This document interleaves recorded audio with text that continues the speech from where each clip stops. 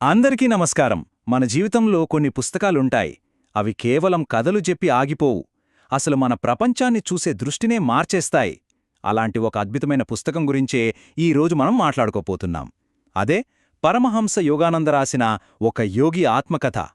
ఎందుకంత స్పెషల్ అంటే ఇది ప్రాచీన యోగా రహస్యాలకి లేటెస్ట్ సైన్స్కి మధ్య ఒక బ్రిడ్జ్ కట్టింది. లక్షల మందిని ఇన్స్పైర్ చేసింది. సో ఇంకెందుకు ఆలస్యం, ఈ అద్భుతమైన ప్రయాణంలోకి కలిసి వెళ్దాం పదండి.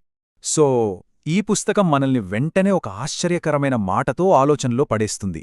అదేంటంటే, స్థూలంగా చెప్పాలంటే ప్రపంచంలోని పదార్థమంతా మనోపదార్థమే. వినడానికి చాలా వింతగా ఉంది గదూ. ఇదేదో ఆధ్యాత్మిక గురువు చెప్పిన మాట కాదు, ఒక ఫేమస్ ఆస్ట్రోఫిజిసిస్ట్ చెప్పింది. అంటే ఒక సైంటిస్ట్.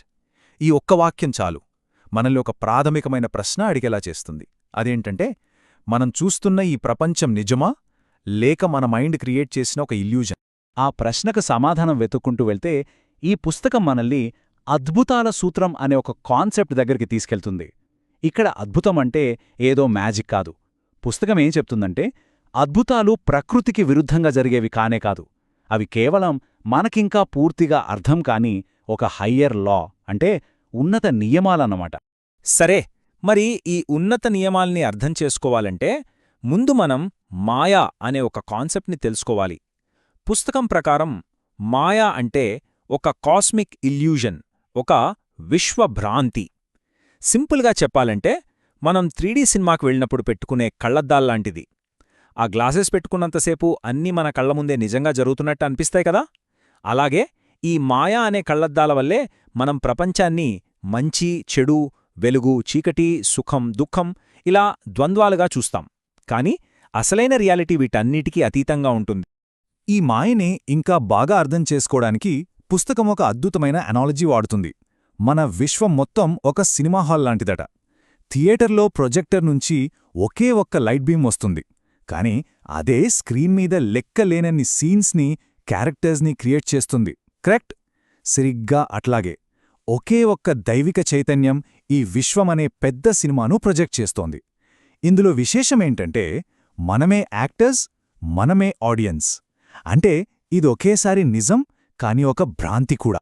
సో ఈ యూనివర్సల్ లాస్ని, ఈ ఉన్నత నియమాల్ని అర్థం చేసుకున్నప్పుడు మనం అసాధ్యం అనుకునేవి కూడా సాధ్యమవుతాయి.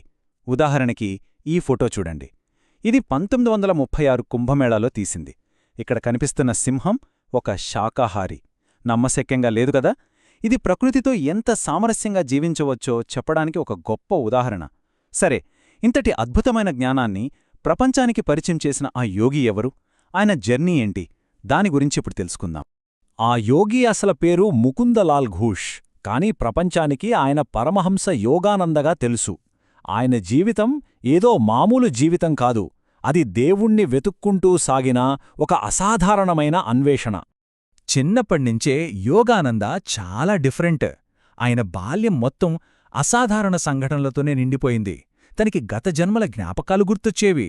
దేవుణ్ణి వెతకాలి అని చెప్పి పదే పదే హిమాలయాలకు పారిపోవాలని ప్రయత్నించేవారు. అంతేకాదు, కేవలం తన సంకల్పశక్తితో, అంటే విల్ పవర్తో తన చేతిమీద ఒక కురుపును సృష్టించుకున్నారు. దీన్ని బట్టి మనసుకి శరీరం మీద ఎంత కంట్రోల్ ఉంటుందో ఆయన చిన్నప్పుడే నిరూపించారు.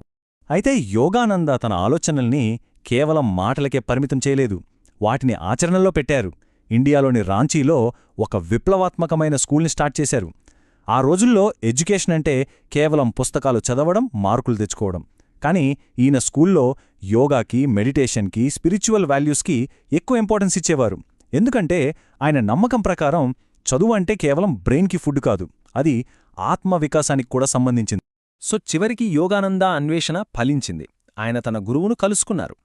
ఆయన దగ్గర మన ఆధ్యాత్మిక పరిణామాన్ని, అంటే స్పిరిచువల్ ఎవల్యూషన్ని వేగవంతం చేసే ఒక సైంటిఫిక్ టెక్నిక్ నేర్చుకున్నారు. దాని పేరే క్రియాయోగ శాస్త్రం. అసలు ఏంటి క్రియాయోగం? ఇది ఏదో గుడ్డిగా నమ్మే విషయం కాదు. పుస్తకం ప్రకారం ఇదొక సైకో-ఫిజియలాజికల్ మెథడ్, అంటే ఒక సైంటిఫిక్ టెక్నిక్. నార్మల్గా ప్రకృతి నియమాల ప్రకారం మానవ పరిణామం చెందడానికి లక్షల సంవత్సరాలు పడుతుంది. కాని క్రియాయోగం ద్వారా మన శరీరంలోని ప్రాణశక్తిని, అంటే లైఫ్ ఎనర్జీని కంట్రోల్ చేస్తూ ఆ ఎవల్యూషన్ ప్రాసెస్ని కొన్ని సంవత్సరాలకే తగ్గించవచ్చని ఈ పుస్తకం వివరిస్తోంది. దీని వెనుకున్న సీక్రెటేంటో తెలుసా? మన శ్వాస. ఒక్కసారి ఆలోచించండి. నిమిషానికి 32 సార్లు చాలా వేగంగా శ్వాసించే కోతి ఎక్కువ కాలం బతకదు. అదే నిమిషానికి కేవలం 4 సార్లు చాలా నెమ్మదిగా శ్వాసించే తాబేలు 300 ఏళ్ల వరకు జీవిస్తుంది. వావ్! సో దీన్ని బట్టే అర్థం చేసుకోవచ్చు, మన శ్వాసను కంట్రోల్ చేయడం ద్వారా మన ఆయుష్నే కాదు, మన కాన్షియస్నెస్ లెవెల్ని కూడా పెంచుకోవచ్చని యోగశాస్త్రం చెబుతోంది. సరే, హిమాలయ గుహల్లో దాగి ఉన్న ఈ సీక్రెట్ నాలెడ్జ్ ఈ ఆధునిక ప్రపంచానికి, ముఖ్యంగా వెస్టర్న్ వరల్డ్కి ఎలా చేరింది? అది కూడా ఒక ఆసక్తికరమైన కథ. తన గురువు ఆదేశంతో యోగానంద మన తూర్పు దేశాల ఈ అద్భుతమైన జ్ఞానాన్ని పంచుకోడానికి పశ్చిమ దేశాలకు ఒక హిస్టారిక్ జర్నీ స్టార్ట్ చేశారు. ఆ ప్రయాణం 1920లో మొదలయింది. యోగానంద బాస్టన్లో జరిగిన ఒక ఇంటర్నేషనల్ కాంగ్రెస్కి డెలిగేట్గా అమెరికాలో అడుగుపెట్టారు. అది ఒక కొత్త శకానికి నాంది అనే చెప్పొచ్చు. ఆ తర్వాత 1925లో లాస్ ఏంజలస్లో తన హెడ్ క్వార్టర్స్ని స్థాపించి యోగా సందేశాన్ని వెస్టర్న్ వరల్డ్లో స్ప్రెడ్ చేయడం మొదలుపెట్టారు. ఆయన చేసిన ఈ అపారమైన కృషికి గుర్తింపుగా 1935లో ఆయనకు పరమహంస అనే బిరుదు లభించింది. ఇది ఆధ్యాత్మికంగా అత్యున్నత స్థాయికి చేరిన వారికిచ్చే గౌరవం. అసలు ఈ పుస్తకం ఎందుకంత ఇంపార్టెంట్ అంటే, అది ఈస్ట్కి వెస్ట్కి మధ్య ఒక కల్చరల్ బ్రిడ్జ్లా పనిచేసింది. అప్పటివరకు వెస్టర్న్ ఆడియన్స్కి పెద్దగా తెలియని మన ప్రాచీన తత్వాన్ని వాళ్లకర్థమయ్యేలా సైంటిఫిక్గా పరిచయం చేసింది. అందుకే వాళ్ల ఆలోచనా విధానం మీద ఇది చాలా పెద్ద ఇంపాక్ట్ క్రియేట్ చేసింది. ఓకే, ఇప్పుడు మనం మళ్ళీ మొదటి పాయింట్కొచ్చేద్దాం. అదే ప్రపంచం మనోపదార్థమే. ఈ స్పిరిచువల్ థాట్, ఈ ఆధ్యాత్మిక సత్యం సైన్స్తో ఎక్కడ కలుస్తుందో ఒకసారి చూద్దాం. ఈ పుస్తకంలో గ్రేట్ ఇండియన్ సైంటిస్ట్ జేసీ బోస్ చెప్పిన ఒక మాటుంది. అది చాలా పవర్ఫుల్. మొక్కలకి కూడా ప్రాణం ఉంటుంది, ఫీలింగ్స్ ఉంటాయి అని తన ఎక్స్పెరిమెంట్స్తో ప్రూవ్ చేసిన తర్వాత ఆయనేమన్నారంటే, కవి సత్యానికి దగ్గరగా ఉంటాడు, కాని సైంటిస్ట్ మాత్రం దాన్ని చాలా ఇబ్బందిగా సమీపిస్తాడు. ఎంత అద్భుతమైన మాట! అంటే వేల ఏళ్లుగా యోగులు తమ అనుభవంతో తెలుసుకున్న నిజాలనే ఈరోజు సైన్స్ తన పరికరాలతో నెమ్మదిగా కనుక్కుంటోంది. సో ఫైనల్గా ఈ పుస్తకం చెప్పే అసలైన అద్భుతమేంటి? అది నీళ్లమీద నడవడమో, గాలిలో తేలడమో ఇలాంటివి కాదు. అసలైన అద్భుతం మన లోపల జరిగే ట్రాన్స్ఫర్మేషన్, మన అంతరంగంలో జరిగే పరివర్తన. మనలోనే ఉన్న దైవత్వాన్ని డైరెక్ట్గా ఎక్స్పీరియన్స్ చేయడమే అసలైన మిరకిల్. దాన్నే ఆత్మసాక్షాత్కారం అంటారు. And the best part is, ఈ అద్భుతం ప్రతి ఒక్కరికీ అందుబాటులో ఉంది. కాబట్టి ఒక ప్రశ్నతో ఈ వివరణను ముగిద్దాం.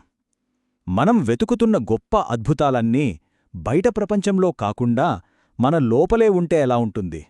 మనలో ఉన్న అనంతమైన శక్తిని తెలుసుకోవడమే అసలైన యోగి అన్వేషణ అయితే ఒక్కసారి ఆలోచించండి.